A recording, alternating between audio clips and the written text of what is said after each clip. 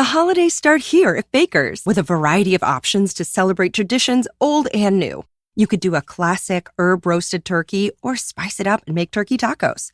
Serve up a go-to shrimp cocktail or use Simple Truth wild-caught shrimp for your first Cajun risotto. Make creamy mac and cheese or a spinach artichoke fondue from our selection of Murray's cheese. No matter how you shop, Baker's has all the freshest ingredients to embrace all your holiday traditions. Baker's, fresh for everyone. The holidays start here at Baker's with a variety of options to celebrate traditions old and new. You could do a classic herb-roasted turkey or spice it up and make turkey tacos. Serve up a go-to shrimp cocktail or use Simple Truth wild-caught shrimp for your first Cajun risotto. Make creamy mac and cheese or a spinach artichoke fondue from our selection of Murray's cheese. No matter how you shop, Baker's has all the freshest ingredients to embrace all your holiday traditions. Baker's, fresh for everyone. From Hollywood, it's time now for...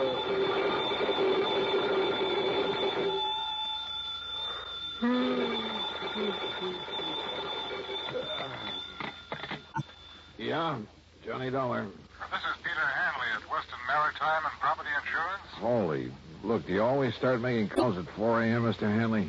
I had to phone clear across the country, Mr. Dollar, to find out that you're right here in Los Angeles. Yeah, that's right. The Beverly Hilton out here in Beverly Hills. Good. But I've cleared up the case that brought me here, so as soon as I have breakfast, if they serve it at this unearthly hour, I'll pack up my bags and go back to Hartford. Please don't. Oh, what's up? One of our clients is about to present us with a claim that I think you ought to investigate. As long as you're right here. Yeah, what sort of a claim? For the loss of his yacht. How much of a claim? Between $150,000 and $250,000. Wowee. You know where Malibu Beach is? Yeah, sure, up the coast a few miles. Used to be a famous movie colony, that sort of thing. That's the place. Well, if you can find some means of transportation, I'll meet you at the Malibu Pier. On expense account, Mr. Hanley, I can find anything. Well, now, look here. And on a claim that could run to $250,000, I'm sure you won't be chintzy. Mr. Dollar. I'll see you at the Malibu Pier.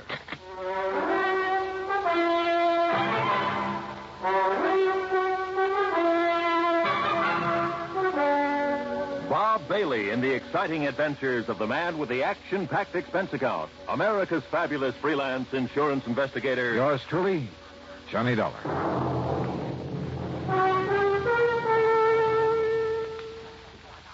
And now, Act One of yours truly, Johnny Dollar.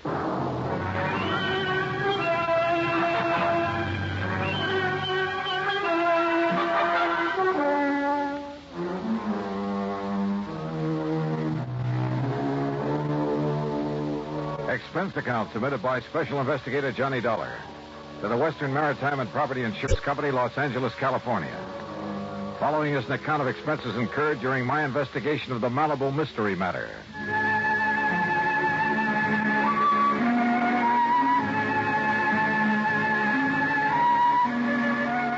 Expense account item 1, $2.25 for a fancy breakfast in my room at the Beverly Hilton. Item 2, $50 deposit on the best-looking rental car I could find.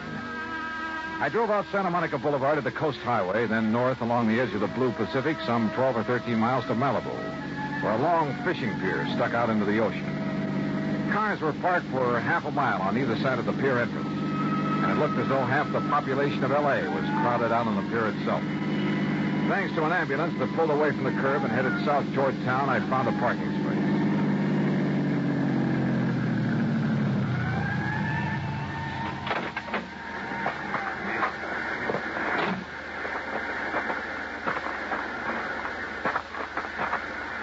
Mr. Dollar? Here. Oh, hi, Mr. Hanley. Come along out on the pier. All right. What's all the mob so early in the morning? Apparently, word of an accident like this gets around quickly. What kind of an accident? Don't you see the Coast Guard vessels out there circling around? Yeah. Did this boat you were talking about sink out there? The Tatus, Mr. Dollar, a $150,000 diesel yacht. What happened to her? Apparently, it just blew up. Survivors? Mr. and Mrs. Randolph Merrill and the steward and deckhand managed to get into the launch they used for tender. They were picked up by the Coast Guard. The skipper went down with the yacht. At least no trace of his body's been found as yet. Captain Rawlins. Well, a few people just have to get back off the pier. Oh. Hanley. Now, this is Johnny Dollar, special investigator for my insurance company, Captain Rollins of the Coast Guard. Mr. Dollar? Hi, Captain. Have you found anything out there, Captain? Not a sign of the taters, Mr. Hanley. Yeah, it's mighty deep water. And I'm afraid that, like Mr. Merrill and his wife told us, she just blew herself to smithereens. Yeah. Even from here, I can see some wreckage floating in. Well, they're all working around the oil slick out there, so the grapples ought to be able to find something down below. Some traces of a hull or machinery or something. When did it happen? Oh, 2.5 hours ago. One of our craft got up here from Santa Monica Harbor not more than 40 minutes after she went down. How'd you find out about it? Phone call from somebody living along the beach. The tater stood out there blowing a whistle and foghorn, woke him up. By the time he got out of bed, well, he said it looked like a regular fireworks display. About a half mile offshore, huh? You see where they put a marker buoy? Yeah. Wouldn't the wind and current move that slick and whatever wreckage there is? No wind. That's why there's still some fog out there. And they're allowing for drift. Don't worry, if there's anything left of the taters, those boys will find it. Now, excuse me, will you please? I got to keep a check on operations. Yeah, sure, Captain. See you later. Hanley, you say Mr. and Mrs. Miller okay, huh? Yes. If the Coast Guard in Santa Monica are through with them, they're probably back at their home in Westwood. I think I'd like to talk to them. By all means. Though I don't exactly see any particular reason for investigation. Company policy, Mr. Dollar, on any claim over $100,000. Yeah, but the claim can't have been made yet. Don't worry, it will be. Wait a minute. $150,000 yacht.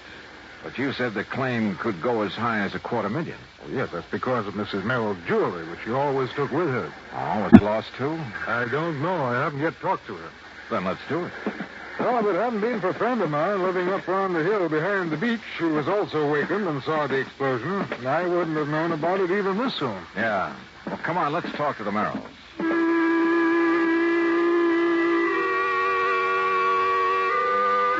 Pete Hanley had his own car, so I tailed him to the Merrill home in Westwood. It was in a nice, but certainly not a fancy section.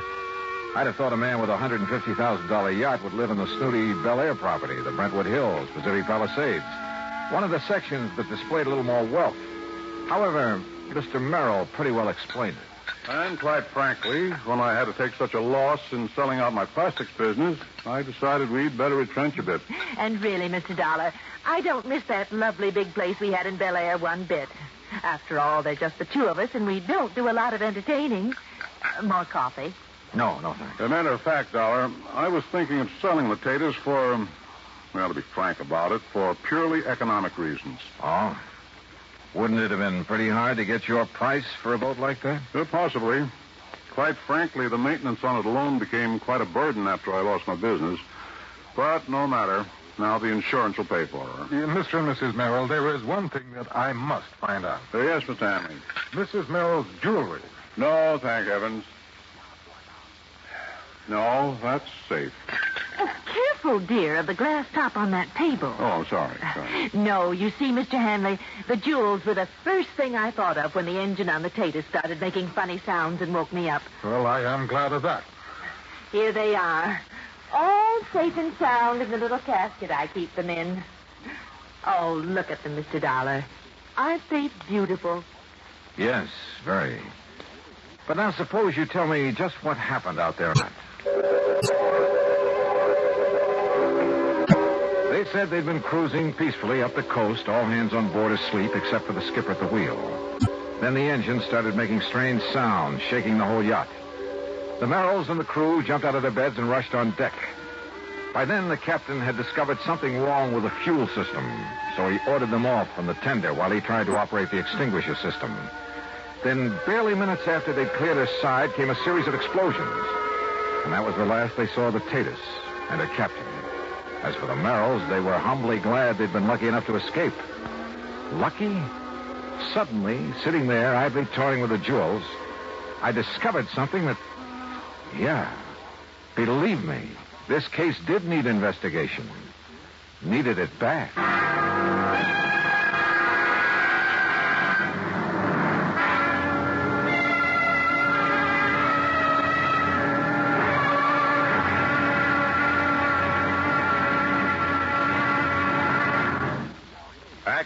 two of yours truly, Johnny Dollar, in a moment. And now for another episode in the life of Sergeant Donald Bellwether, my husband.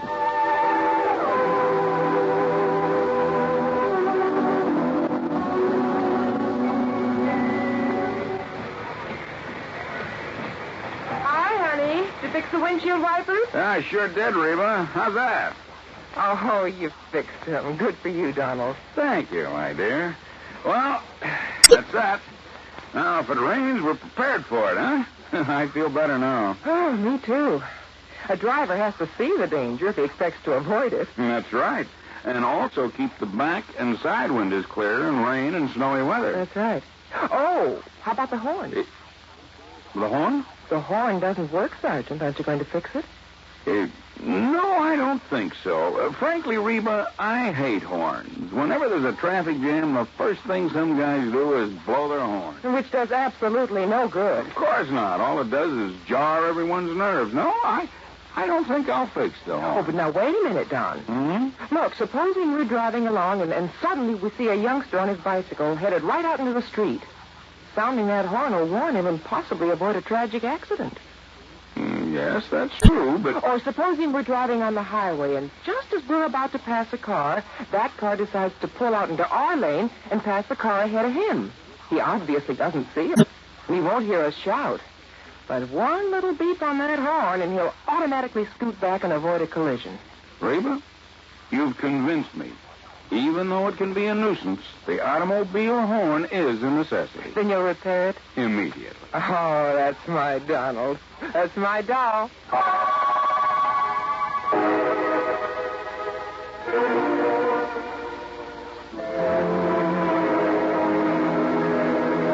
And now, Act Two of yours truly, Johnny Dollar, and the Malibu Mystery Matter.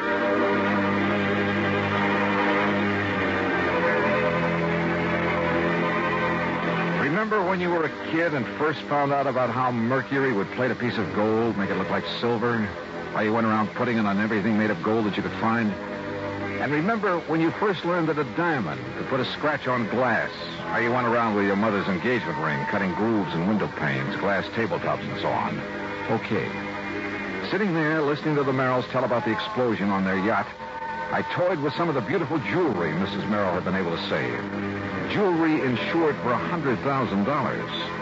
Absent-mindedly, I dragged the diamond in one of her rings across the glass top of the coffee table a couple of times. Then again with pressure. And it did not cut into the glass. I tried to cut the other so-called diamonds among her jewels. Same result. No result. Those highly insured jewels were paste.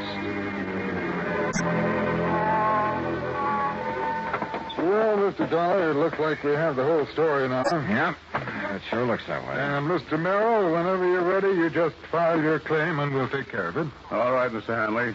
And quite frankly, well, why kid about it? Now that I've lost my business, I can well use the money. Oh? Then I'm kind of surprised you haven't sold some of these jewels.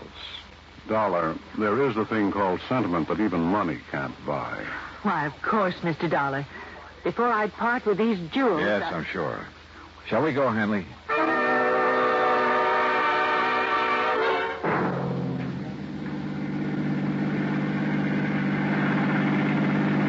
If you're perfectly satisfied with the Merrill's account of the wreck, why go back to Malibu? Did I say I was perfectly satisfied, Hanley? Look, wouldn't you feel a lot better if that wreck could be located, maybe brought up for examination? Oh, yes, but you're certainly lucky Mrs. Merrill saved that fortune in jewelry. What jewelry? What are you talking about? You saw it yourself. Did I? And it's covered for $100,000. That jewelry that she showed me? Of course. What are you getting at, Dollar? Look, I take it Merrill's business came a cropper, huh? Why, yes, he simply bit off more than he could chew. You know, overestimated his market, overexpanded. Matter of fact, I've been thankful these past couple of years that I didn't fall for his pitch and invest in it. Merrill's quite a promoter, you know. You mean a crook? Well, I didn't say that, no, but his Bel Air estate, where they used to live, his yacht, her jewelry, that sort of thing. They were all to impress the people he got to finance his ventures. A real fast guy with somebody else's buck, huh? Yeah, I guess you could say that about us. So that's why you wanted me to investigate this so-called accident to his yacht. No, not at all. As I told you. Hey, what do you mean by so-called? Hanley, you say a friend of yours actually saw the explosion. That's how I learned of it almost as soon as the Coast Guard. But now, And if you know the address, that's where we're going. I told you he lives up on a hill overlooking Malibu Beach. Only first we're going to stop at the Santa Monica Coast Guard station and pick up a chart or two. Why? Also, if you know a good surveyor, we'll take him along with us. Dollar? Yeah, Hanley? I've got an idea that may save your company a lot of money.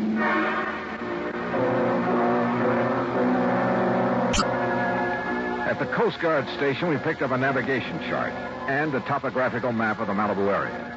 Then we picked up a surveyor named Barkley, who dragged along one of those tripod surveying instruments. Then on to the house of Hanley's friend up in the Malibu Hills. And from him, we got some information that began to bear out some of my suspicions. Yeah, that's right. That's right. When I heard the yacht's whistle and the foghorn, I hopped out of bed and I stood right here in this doorway to the porch. Uh-huh. Leaning against it the way you are right now, Mr. Duncan? Yeah, that's right, yeah. Well, of course, it was so dark, it was so foggy out there over the ocean. I was about to go back to bed, and then, boom, the boat exploded. Where? Oh, I can tell you exactly where. From here, that is. What do you mean? Well, the flash it made. It was, right square between those two trees. All right, Mr. Barkley. Set up your transit and get a line on that. Yep. Then plot the line on this map. Right. Dollar, look. You look, Hanley. See that marker buoy where the Coast Guard boats are looking for the wreck?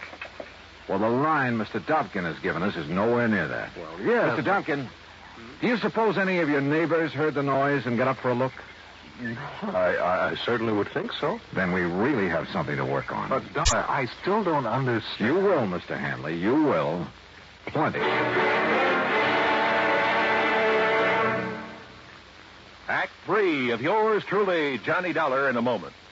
Times have changed, and so has the man. How often do we hear the phrase, those were the good old days? But were they? Let's look at the record. During the War of 1812, the man who discharged a missile of destruction had a pretty simple job. A lighted taper, a fuse, some gunpowder, a metal ball, then an explosion. And the metal ball was propelled toward its target, located a few hundred yards away. Now, go back in time to the year 1327. Again, the operation was simple. The taper, the gunpowder, but this time, an enlarged arrow fitted into a block of metal.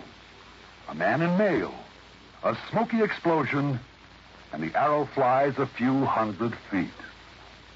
Now, come up to the present. Seated before a complicated control panel is another man, ready to discharge a missile. He, however, is a far cry from that artilleryman of 1812 or the cannoneer of 1327. This man is a skilled, tutored technician. He knows his job. He pushes a button, and a sleek, slim, pointed missile blasts its way into the heavens. Its trajectory has been predetermined by other men with modern-day technological know-how. The missile lands, not a few hundred feet or yards from its launching site, but 3,000, 4,000, or 5,000 miles away. Quite a difference, isn't it? Yes, times have changed, and so has the man. And now, Act 3 of yours truly, Johnny Dollar, and the Malibu Mystery Matter. Pete Hanley, the insurance man, and Barkley, the surveyor, and I continued our interviews of people living along Malibu Beach who'd seen the yacht explode. Yes, sir. I just rose right up in bed, and I could see straight out my front window. And you saw the actual explosion, Mrs. Gray? I certainly did. Right out through there. Good, thank you.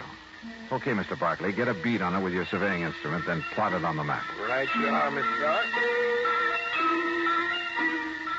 That's right, sir. I see the flash right the other side of that big oleander bush out there in the yard. And you were standing right here, Mr. Phillips? Exactly here, yes, sir. Why, it like lit up the whole sky. Okay, Mr. Barkley. Right. Why, even through the fog I could see it just as plain as day. I'll say I did. Gee. You see, we was having a little party, and I was just going in the kitchen to make us some scrambled eggs. Yes, well, now, just where... You know how it is, after being up all night and having some drink. Well, where were you When standing? the whistle started and the fog roared, we came out here. Right where you're and standing all now? of a sudden, Bluey.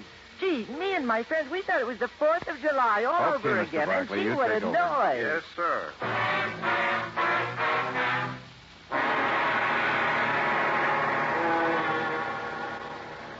So according to our survey, Captain Rollins, your boats have been looking in the wrong area for that wreck. Yeah, Mr. Dollar, according to this chart the surveyor made, the Tatus went down right on top of Calico Rocks. That's a formation only about 30 feet below the surface. That means that our divers will have no trouble at all finding the wreck. Then go to it, Captain. We'll be at the Beverly Hilton. Let me know what you find. Will do, Mr. Dollar. Item 3, $5.25 for some lunch. Then we went up to my room and waited. Finally, a couple of hours later, came the call from Captain Rollins. No, Mr. Dollar, our divers didn't find a sign of her, not a sign of the Tatus or any part of her. But Yes, Captain? we did find a lot of, well, they looked like heavy cans that had burst open. Like maybe they'd contained some kind of explosive? Exactly like that. And some heavy logs and tie chain wedged into the rocks, like an explosion had driven them in. A raft? Maybe loaded with dynamite or something to make the explosion everybody saw? Exactly. But what I don't understand is the oil slick we found. Wreckage floating around. Captain, I think that oil slick and the flotsam were planted out there. Well, then listen. Look, check every port on the Mexican coast, large or small, for the Tatus. I'll talk to you later. Come on, Hanley. We're going out to see the Merrills.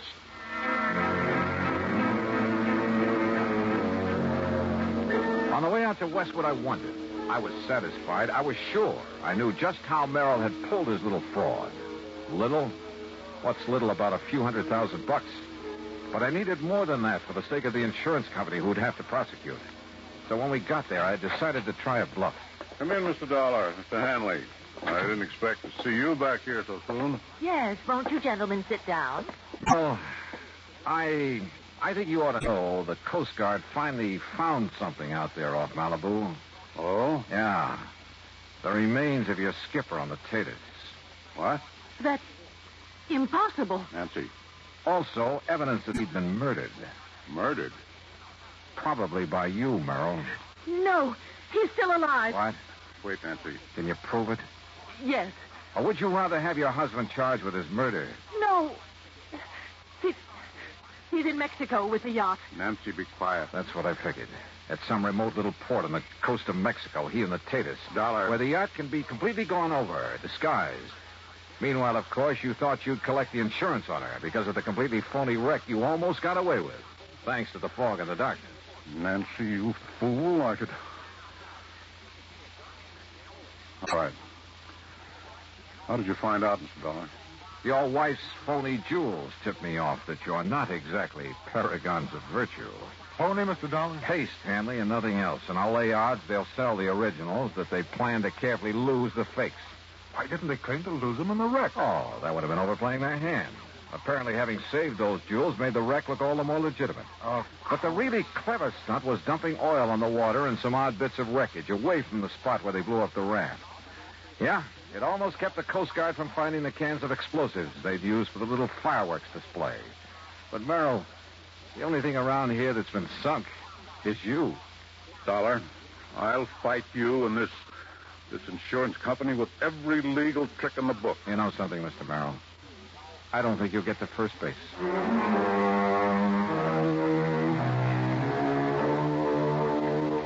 Yeah?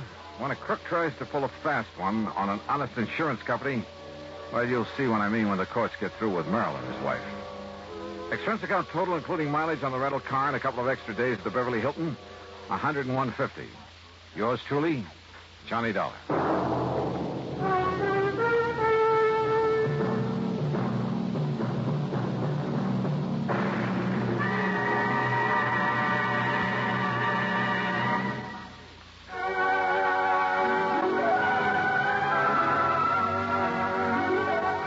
Truly, Johnny Dollar, starring Bob Bailey, originates in Hollywood and is written, produced, and directed by Jack Johnstone.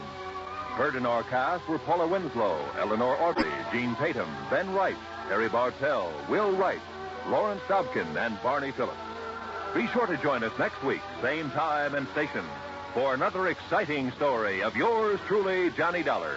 This is Roy Rowan speaking.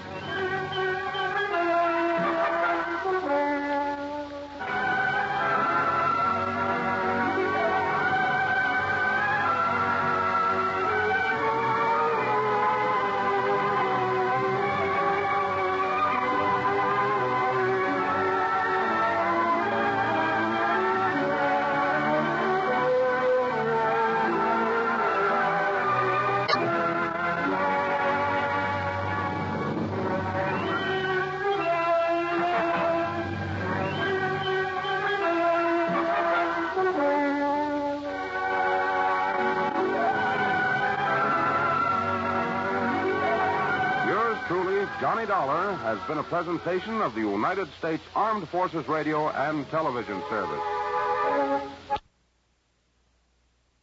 The holidays start here at Baker's with a variety of options to celebrate traditions old and new. You could do a classic herb-roasted turkey or spice it up and make turkey tacos. Serve up a go-to shrimp cocktail or use Simple Truth wild-caught shrimp for your first Cajun risotto. Make creamy mac and cheese or a spinach artichoke fondue from our selection of Murray's cheese. No matter how you shop, Baker's has all the freshest ingredients to embrace all your holiday traditions. Baker's, fresh for everyone.